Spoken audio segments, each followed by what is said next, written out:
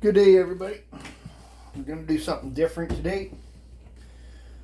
Don't usually broadcast much about my eating habits and whatnot, but I had to go I'm trying gluten-free and have gone gluten-free for the last 3-4 months. One of the things about gluten-free is the bread sucks. And I'd rather eat the box that it comes in. So today we're going to make gluten-free. It's all the same recipe as far as I'm concerned, and I don't really have a recipe. I put about a teaspoon of salt in. I grate up about that much potatoes. Basically what we're making is a potato pancake.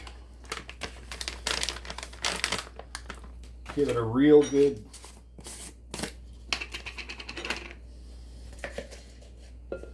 bunch of baking powder. So I use this recipe to make pizza crusts, potato pancakes, and recently I have started using them, freezing them, and taking them out, putting them in the toaster for use them like toast for bread for toast, I guess. So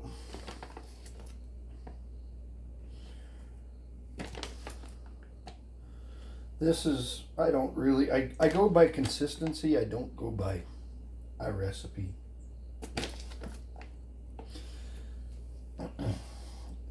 And I've been using Bob's Red Mill 1-to-1 all-purpose gluten-free flour.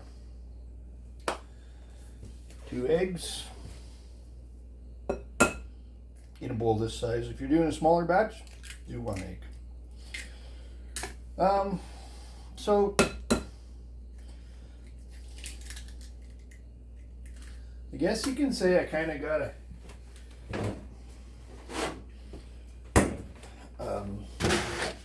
tired of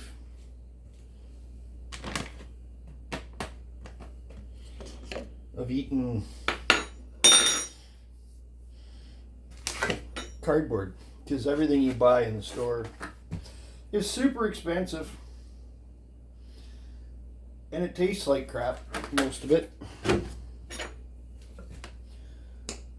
So the other day I made some pizzas when my niece and sister were here visiting, and she's gluten-free also, and she says, I'm waiting for the YouTube video so that I can get the recipe and how to make it. Well, there really isn't any recipe. Grate up as many potatoes as you want for a batch. If not, grate up more potatoes than you want for a batch. I use milk. You can use water if you're lactose intolerant.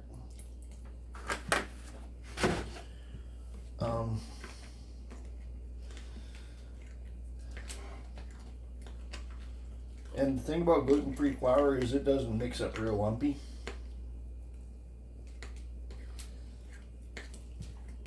But, you know, mix it up like a batter. You want it fairly workable.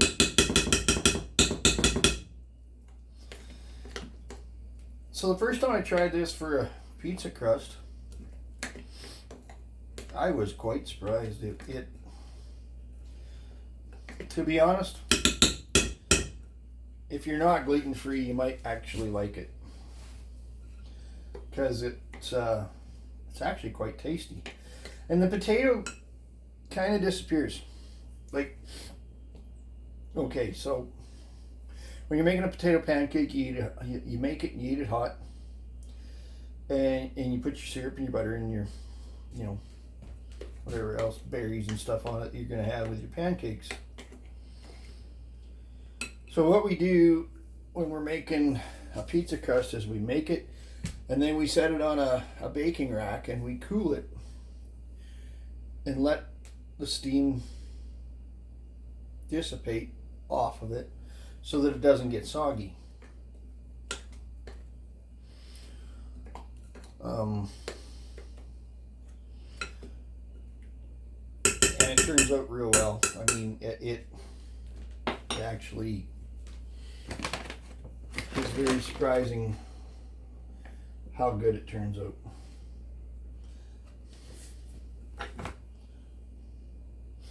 So like I say, I don't really have a recipe. I go to consistency.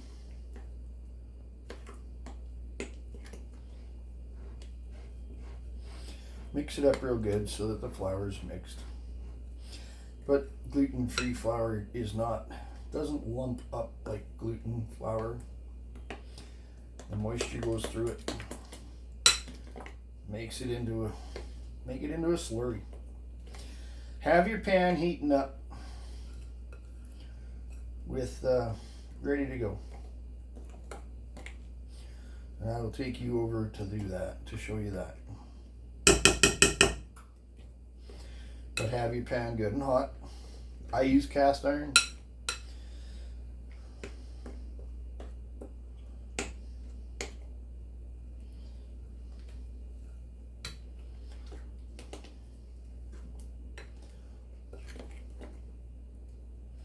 Okay.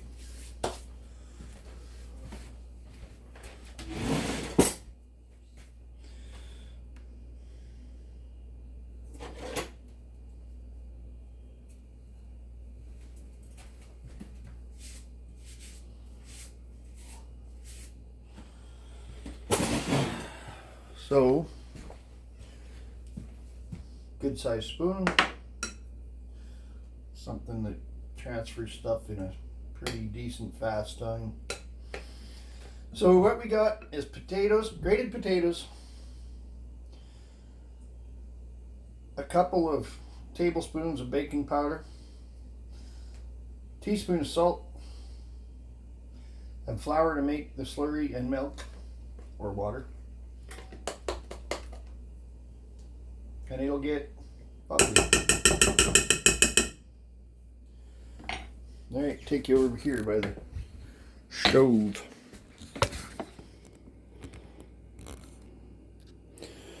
Alrighty, I'm on low.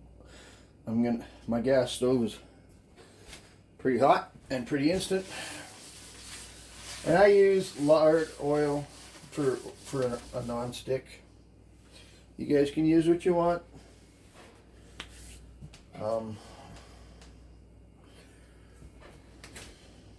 See the smoke? You know it's hot. I'm going to start with the pizza crust first, then I'm going to make some individual breads, and I'll use the last couple I make as potato pancakes.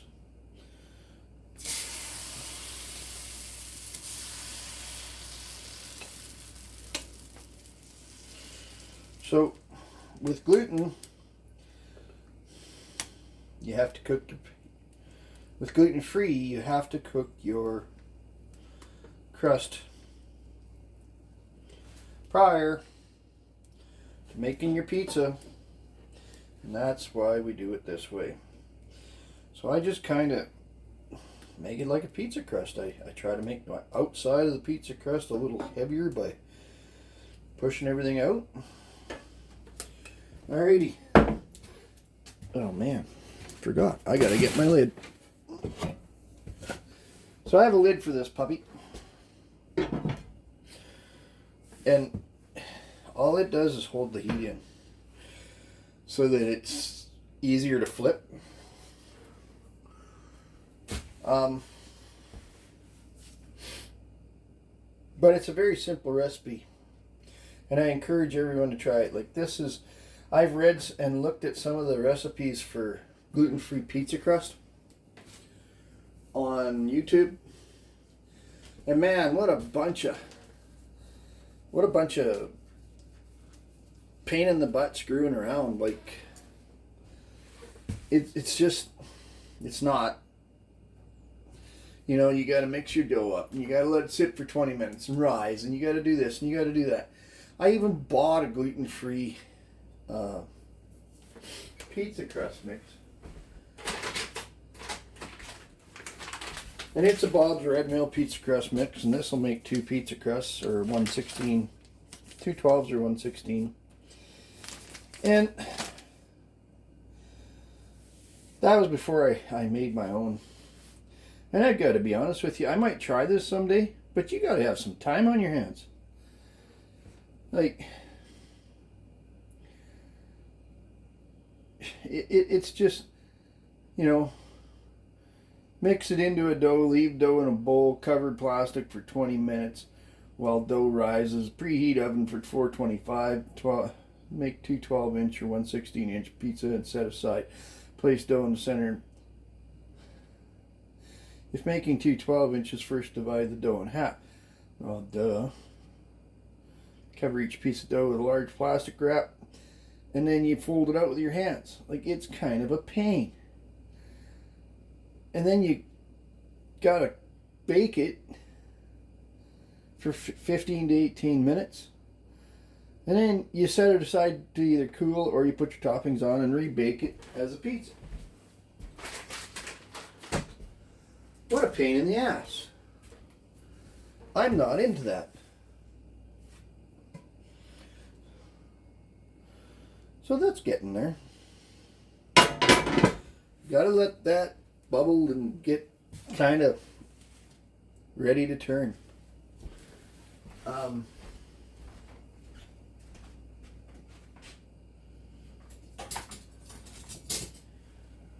Don't be in a rush with this, and be careful when you turn it. I've got a pretty big flipper, and I got a little flipper.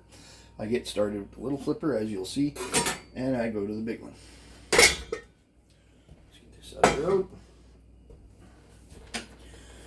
So, the simplicity of this whole thing here is really, I don't know how to explain it, but this is simple. You mix your batter, you put it in the pan, you put it on a baking rack and let it cool. You can freeze it. You can use it, like make it in the afternoon and use it that night. It just turns out awesome.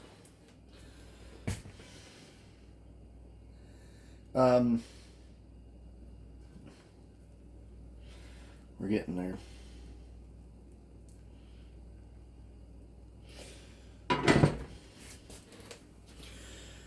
So,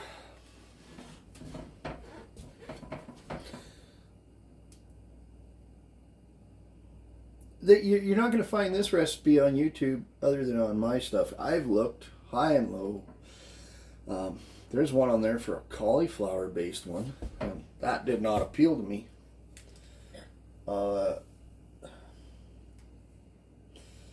This actually crisps up like a pizza crust does.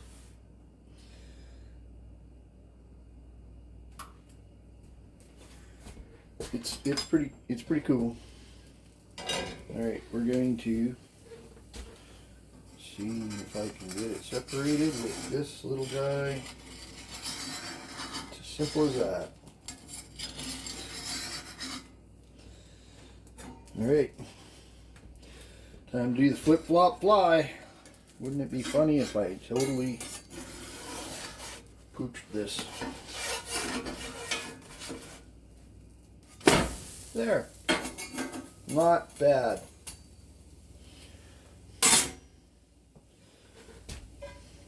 I do not put the lid on the second side. And when I'm making pancakes, I don't put the lid on at all. Or the bread styles.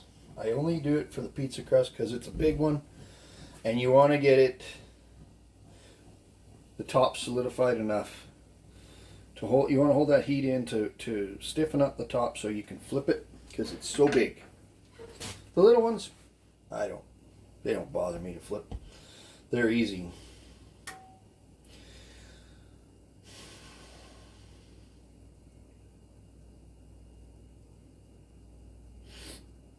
It's a very, very simple to use recipe. And on the second side, it doesn't take a bunch of time because you've already you've already kind of baked it, right? So you do have to be fairly careful with your flippers. But once you're underneath it, you're okay. Okay, so there's my pizza crust for either tonight, or I'll freeze it or whatever.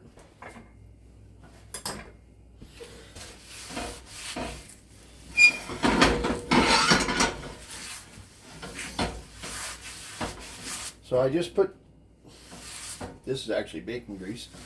I just put bacon grease on my paper towel, and I have it sitting around so that I can re-grease my pan, and then we go.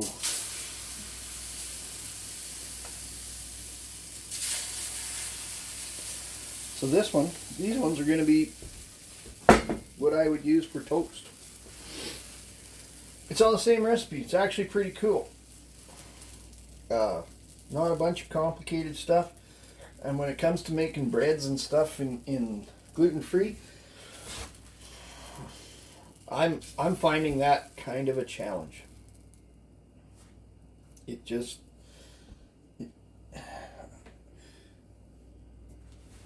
I guess I found something I liked, so I haven't really gone on to wander too far.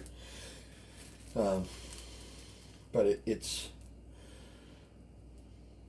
challenging in the gluten-free department to get or make breads.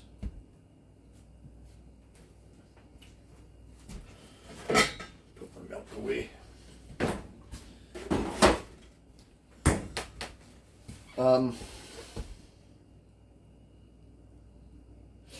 I'd encourage everybody to like, subscribe, and share, comment. I know this is a little off topic for what I usually do. It has nothing to do with my grazing, and it has nothing to do with my farm or my worms, but every now and then we find something else to talk about, right?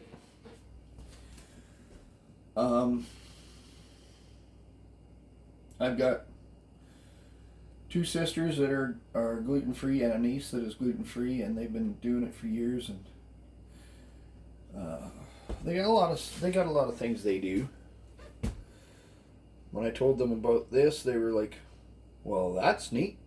Ain't never seen that before."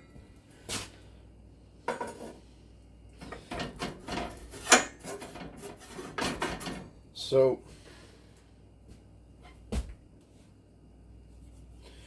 see how it gets. It's just like a regular pancake. When it gets, the bubbles start stiffening up on the top and things aren't so sloppy, that's a good time to flip it. And if you hit the side of the pan like I just did, leave it alone.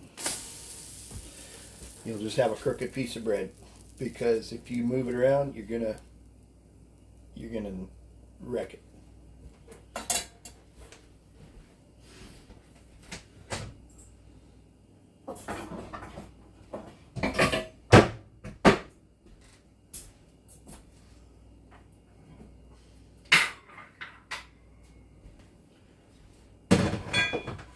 Getting another baking pan ready, or baking rack ready for them, so that I can cool them off. So I'm actually going to try freezing this guy. I froze some of these and they turned out perfect.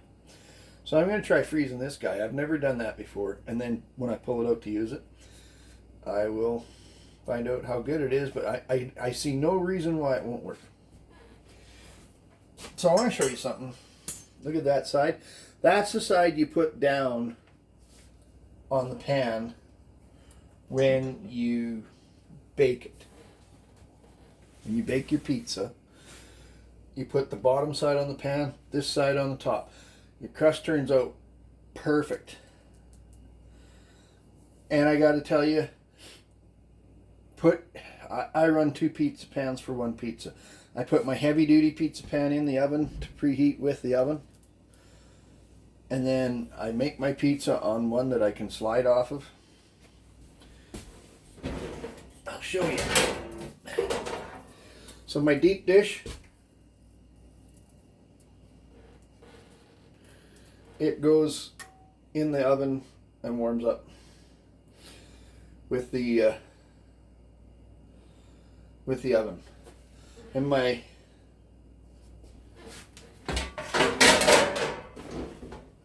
shallow dish, shallow pan, it goes, I make my pizza on it and I transfer it into the oven.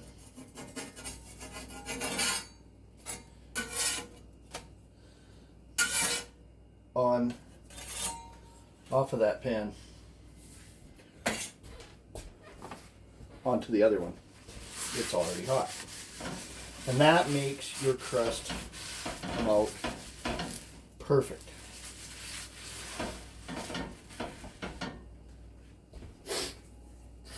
So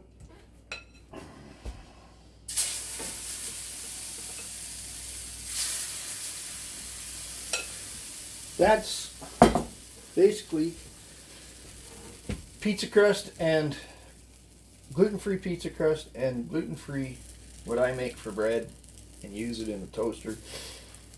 Basically your toaster's just warming it up and maybe crisping it a bit on the outside. And it comes out perfect. Good flavor. Once it goes through and you cook it, your potato in there, you can still tell there's potato in there. I'm not going to try to blow sunshine up somebody's posterior region about, yes, you can still, there's a little bit of texture to it, but it pretty much cooks up and becomes a real nice part of the pizza crust or the bread. So works real well.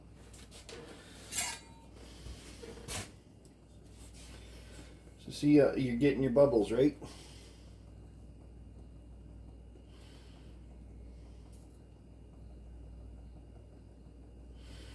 I mean, the sooner, if you don't like them as brown, you can turn them sooner, but that's just about perfect.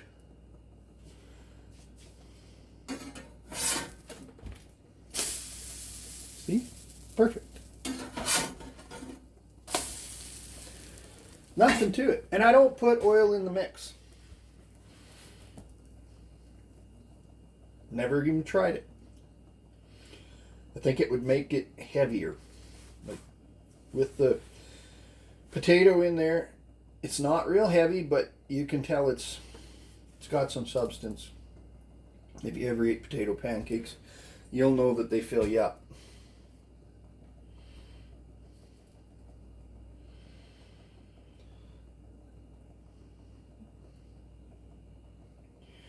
So I encourage people that are doing gluten-free, or even not. I mean, to tell you the truth, my brother's not gluten-free, and my sister's brought him some pizza back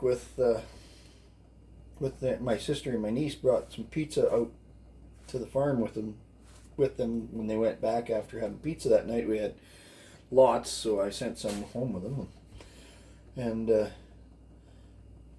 he enjoyed it.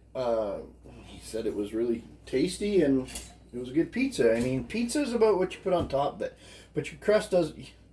Gluten-free pizza crusts that you buy, or kind of seems like cardboard. And to tell you the truth, sometimes I think I'd rather eat the box than eat the gluten-free stuff, because it's just not that good.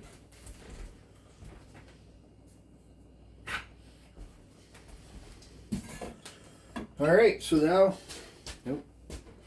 reoil my pan. Make sure you got enough wad of, if you're doing it this way, make sure you got enough wad of paper towel or you'll burn your fingers. Alright, this is my pancake for today. you can make your pizza crust any size you want. You want a personal size pizza, make it smaller.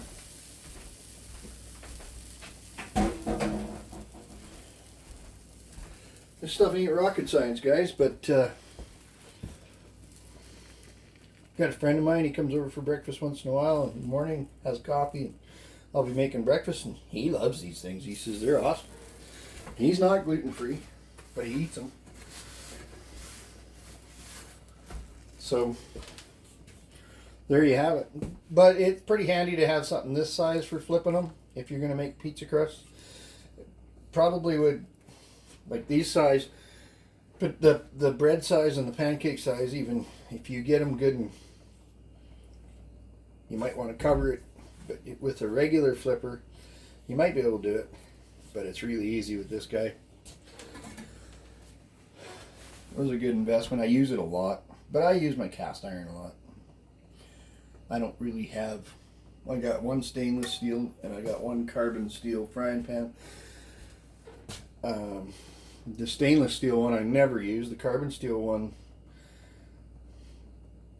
I use it sometimes, but not as much as my cast iron. My cast iron's in constant use. It's all the time, every day. I have 3 of them, and 4 of them actually. Actually 5. I have a little one. See, other one. You can make them any size you want. That's the cool part about it. And if you see it maybe cooking more on one side than the other, rotate your pan. It's as simple as that. That's all I ever do. I hope you enjoy this. I hope you try it. Anybody that's doing gluten-free, it's worth a try, trust me. You run out of... I find the breads are really quite not to my liking.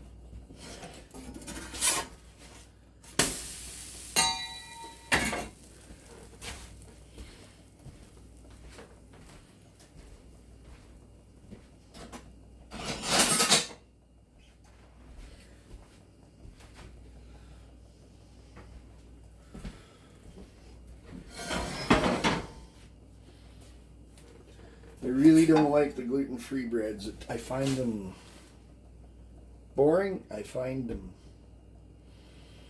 tasteless. I find them somewhat revolting. And this has changed. It's been a game changer for me in the breakfast department. I'm back. I can eat pancakes. I do. We also have a gluten-free Bob's Red Mill pancake mix. I don't have any right now, but we get it. And that's pretty good. Don't mind it at all. It's quick and easy and mixes up just like any other pancake mix. But it's expensive. It's not cheap. Like when you go into the gluten-free department, you can consider everything to be double or triple the price of what you used to pay. And that gets fairly absorbent. Alright. I hope everyone tries this that needs to, and I hope you enjoy it. Mika knows breakfast is coming, so she's excited.